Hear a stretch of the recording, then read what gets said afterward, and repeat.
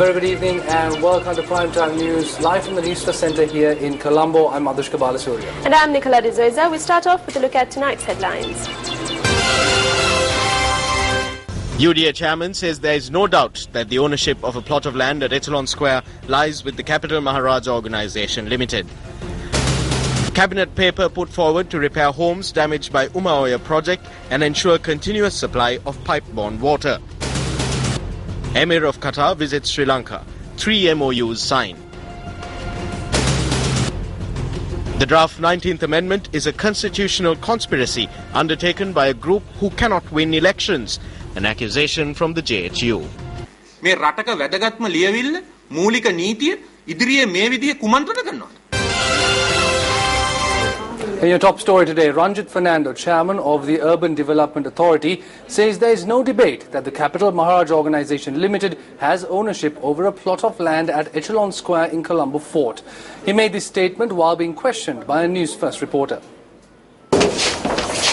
ඔබතුමාගේ මේ වෙලදාරින් ඊයේ කොටුව පොලිසියට ඇවිල්ලා අපි ඉදිරියෙන් මමත් ගියා අපි ඉදිරියෙන් එකතු වුණා මේ මේකේ මේ ඉඩමේ හිමිකාරීත්වය එතකොට දැනට නාගරික සංවර්ධන අධිකාරිය පිළිග අරගෙන තියෙනවද මේ ඉඩමේ හිමිකාරීත්වය ඒකේ ප්‍රශ්න පුළුවන් නම් මට කැමරේකට කියන්න පුළුවන් නම් මේ මොකද මේක පොලිස් කමිටුවේ මම දැන් කිව්වා ඒක ගැන කිසිම විවාදයක් නැහැ. ඒ කියන්නේ දැන් ඉඩමේ අයිතිය සම්පූර්ණයෙන්ම කිසිම විවාදයක් නැහැ. අයිතිය සම්පූර්ණව සංගාන. ඒක කිසිම විවාදයක් නැහැ. Addressing the cabinet decisions press briefing today, Minister Dr. Rajitha Senaratne expressed the following views.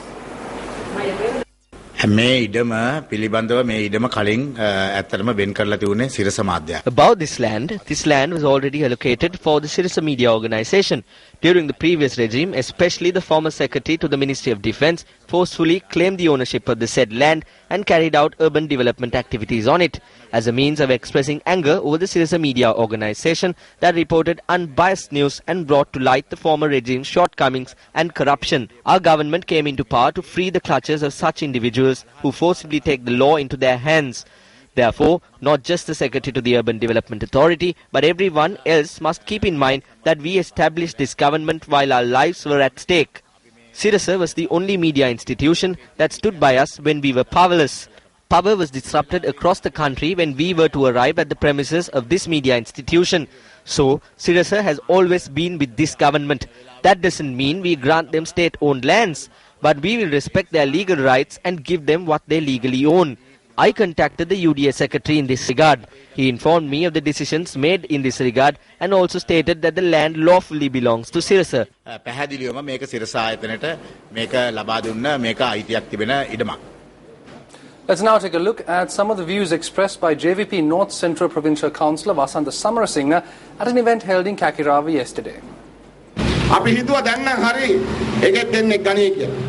We thought that they would take at least 1 or 2. By the 15th and 20th, we thought that they would arrest at least 2 to 3 thieves. Vile Sudha made a statement saying that he had given 100,000 per month to Duminda Silva. He said that he had constructed houses for the former IGP. Now they cannot nab the perpetrators. If they do, they will encounter a number of issues.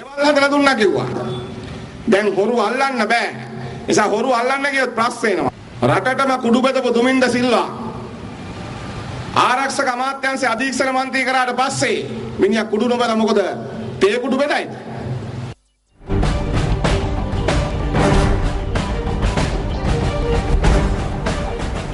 The Emir of Qatar, Sheikh Tamim bin Hamad Al Thani, arrived in Sri Lanka today on a short state visit.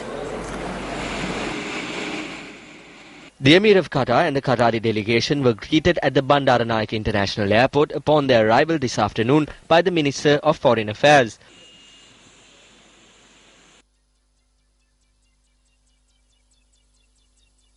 Sheikh Tamim bin Hamad Al Thani met with President Maithripala Sirisena at the Presidential Secretariat later this afternoon. The President's Media Division notes that 3 memorandums of understanding were signed this afternoon between Qatar and Sri Lanka. They cover cooperation in sports, the exchange of news and cooperation in youth affairs. The JHU has labelled the draft bill for the 19th Amendment to the Constitution as a constitutional conspiracy to claim power undertaken by a group who cannot win elections. JHU General Secretary Partali Champika Ranawaka elaborates.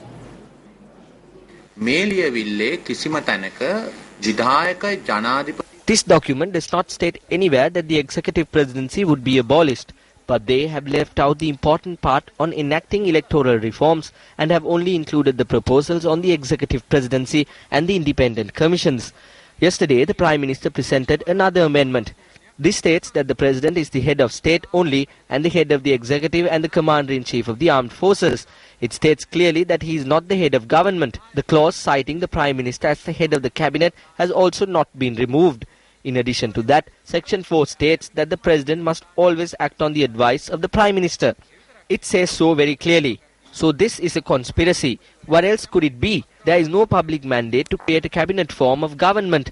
This is an amendment intended solely to make the Prime Minister the head of government. It is an attempt to come into power through a constitutional conspiracy by people who cannot win power through elections. Is this good governance? This is the most important document in the country. Can you conspire with fundamental law in this way? This is clearly a conspiracy against the supremacy of the people. There is no need to abolish the executive presidency.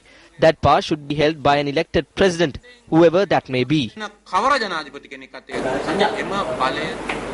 draft bill of the 19th Amendment to the Constitution was presented to Parliament today by Prime Minister Ranil Wickremesinghe. Let's take a look at the views that were expressed in Parliament today. A two-third majority is needed in order to pass this bill. What we can see is that there are contradictions in certain clauses. We are uncertain if this bill will be approved through a public referendum. If not, this responsibility should be shouldered by the government, because you stated that you would draft this bill in a manner that would gain support from the people. Just like you presented this bill as an emergency bill, please fulfill President Maithripala Sirisena's promise on electoral reforms. An electoral system that is a combination of the first-past-the-post system and a mixed electoral system. Please table this in Parliament immediately. The Sri Lanka Freedom Party has come to a firm decision that this bill will be passed together. We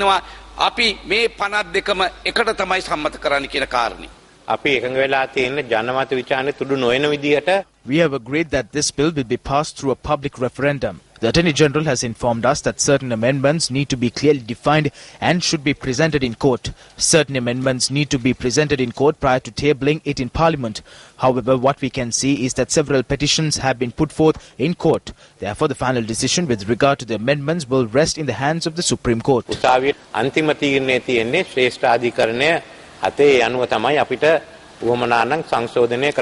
We presented this bill in a manner that does not hinder a public referendum.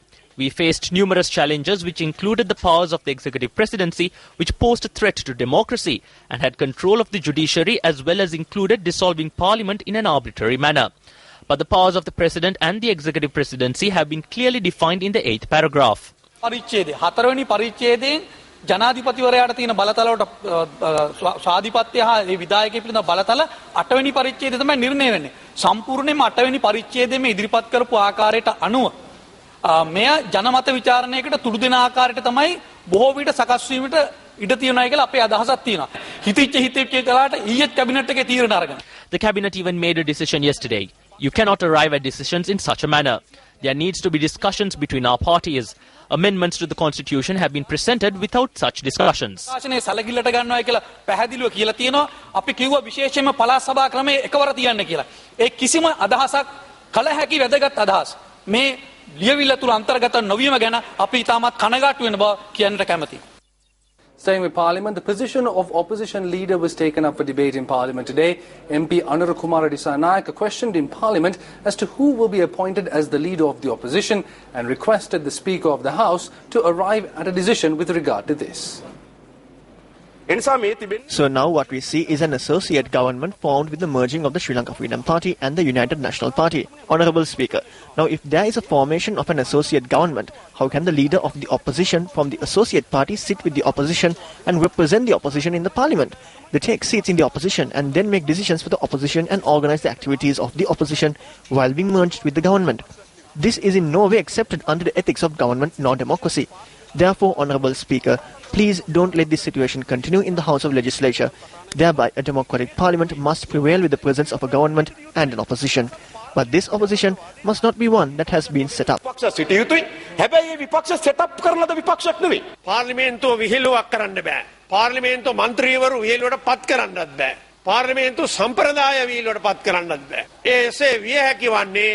The parliament cannot be taken for a joke. The parliamentarian cannot be taken for a joke either. Nor could you take the ethics of the parliament for a joke. All this depends on decisions taken by you, the Honourable Speaker. Now, though some MPs from the UPFA have taken seats in the government and have been granted ministerial portfolios, we have not approved of such gestures. Is the Sri Lankan Freedom Party on this side or the other?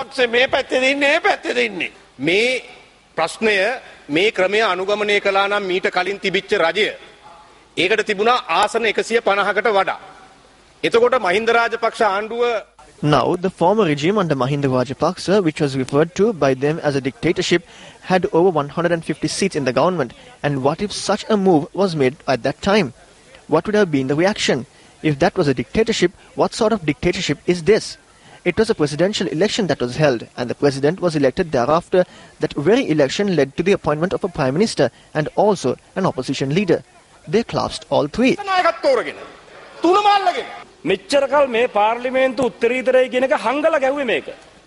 They have concealed the age-old fact that the parliament is the most supreme. This is how it was in the past too. They prepared the legislature to suit a certain class by neglecting the people. If this has not been the case, the shortcomings and the problems of the public would have been resolved.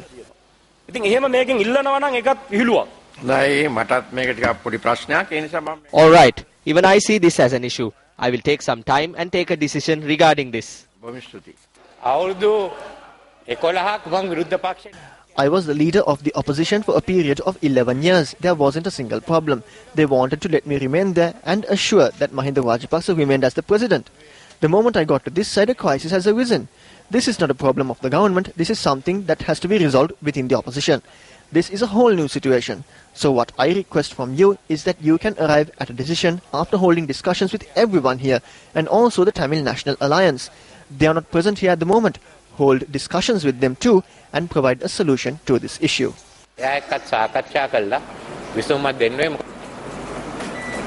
The Janatha Vimukti Peramuna, or JVP, says that the party will arrive at a final decision regarding their participation under the National Executive Council based on discussions due to be held with civil organizations that came together to defeat the regime of Mahinda Rajapaksa.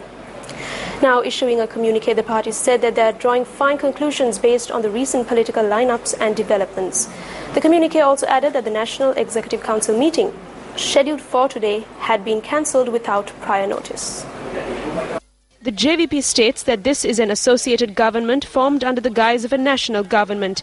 The communique goes on to state that the party can no longer expect good governance as promised during the run-up to the election, because now the government consists of individuals charged with corruption from the former regime.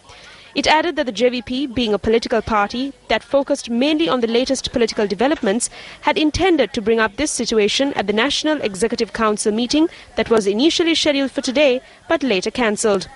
The Janatha Vimukti Peramuna says that the National Executive Council must convene immediately to take up the issue. In other local news, a library was declared open today in line with the 125th anniversary celebrations of Jaffna Hindu College. The Sivaramalinga Memorial Library at the school was vested on the students by the Vice President of the Colombo branch of the school's Past Pupils Association, General Secretary of the Citizens Front, MP J. Sri Ranga, and MP E. Saravanabavan. The Memorial Library was officially declared open by Tharu Sihan, who was the top marks scorer in the maths stream at the recently concluded GCE Advanced Level Examination. Funds for the construction of this library was made by members of the past pupil branches of Britain and Jaffna of Hindu College, Jaffna. A recommendation has been put forth by the Cabinet to repair 600 houses which were damaged due to the Umaoya project. Cabinet spokesperson Minister Rajitha Senaratne elaborated on the matter at the media briefing on Cabinet decisions today.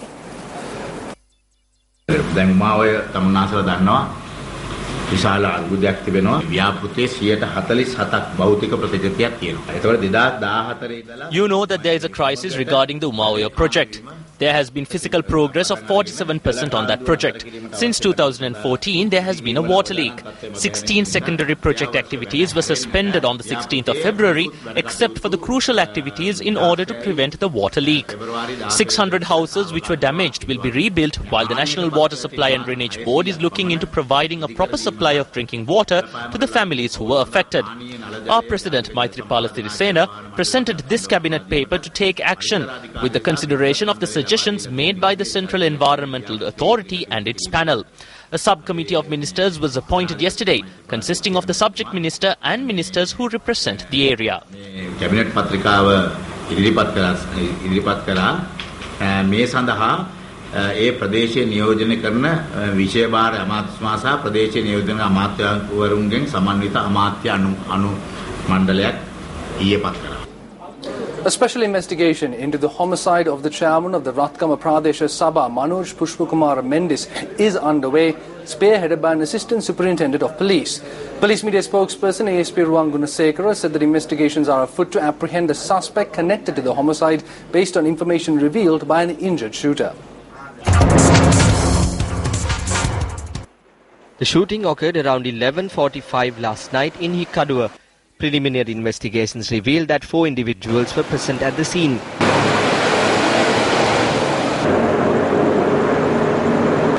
We thought it was fireworks. We thought it because there were a lot of fireworks all night, so we thought, oh, it's just fireworks.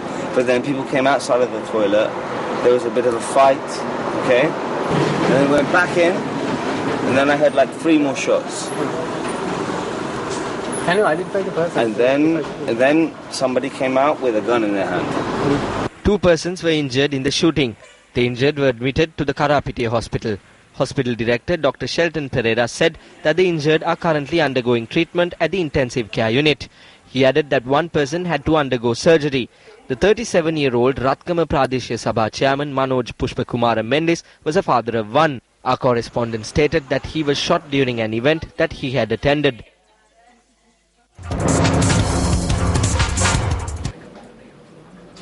The book Yuga Peraliya, penned by Asoka Abhayagunawardena, was launched yesterday. The launch was presided by President Maithripala Sirisena at the auditorium of the Sri Lanka Foundation Institute. A number of ministers and MPs were present for the event.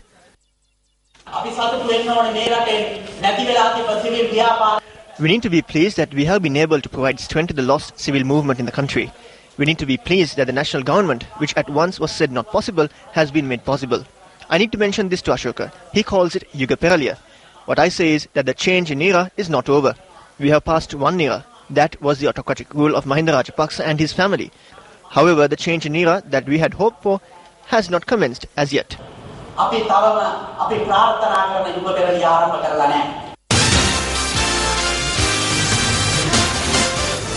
In business news, Senior Economics Officer of the Asian Development Bank, Tadateru Hayashi, says that the country's inflation will dip in 2015. The flagship economic publication of the Sri Lanka Resident Mission of the Asian Development Bank, Asian Development Outlook 2015, was launched today. That inflation will drop from 6% to 2%, and this 2% remain entirely in 2015. When the 12 months passed, inflation suddenly goes back to the previous rate. But the jump of inflation in February 2016 happens without any changes in the price index. In this way, we expect that the inflation will jump again in 2016 to 5%. But this is because of the technical reason of the base effect. Tadateru Hayashi also stated that innovation is important for a country such as Sri Lanka. Sri Lanka is reaching upper middle income country status with the per capita GDP estimated at $3,700 last year. Innovation is one of the key factors for an upper middle income country, and it will be which will continue climbing up to the high income status, and the innovation is one of the key factors to achieve it. The ADO examines the medium-term prospects for developing Asia and the Pacific by country and by sub-regions. It includes a comprehensive economic analysis of more than 40 economies in the region. The theme for this year's ADO is financing Asia's future growth. Staying with local news, President's Counsel Ramesh De Silva was appointed as the new chairman of the Law Commission of Sri Lanka today. The letter of appointment was presented by President Maithripala Sirisena at the Presidential Secretariat today. The other members of the Law Commission of Sri Lanka also received their letters of appointment from the President today. They are Professor Lakshman Marasinghe, Attorneys at Law Dharani S. Wijayathilaka and J. M. Swaminathan. President's Counsels Dr. Harsha Cabral, Ikram Mohammed, Sanjeeva Jayawardena, Manohara De Silva, Anil Silva, Palitha Fernando and N. Selvakumaran. Navin Marapana, Tisad Vijay Gunawardena and G.G. Arupragasa.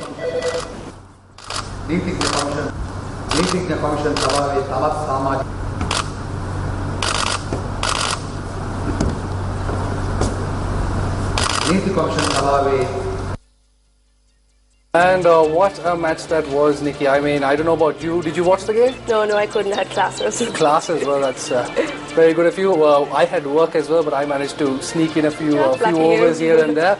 But yes, fantastic match. New Zealand triumphing over South Africa. Honestly, the tears were a bit too much for me as well. But then when you see the smile on all those New Zealanders' faces, their first ever World Cup final. And that's a wrap of your primetime news for tonight. Thank you for joining us. For the News First team, I'm Nicola De Zoiza. And I'm Madhushka Balasuri. Take care and good night.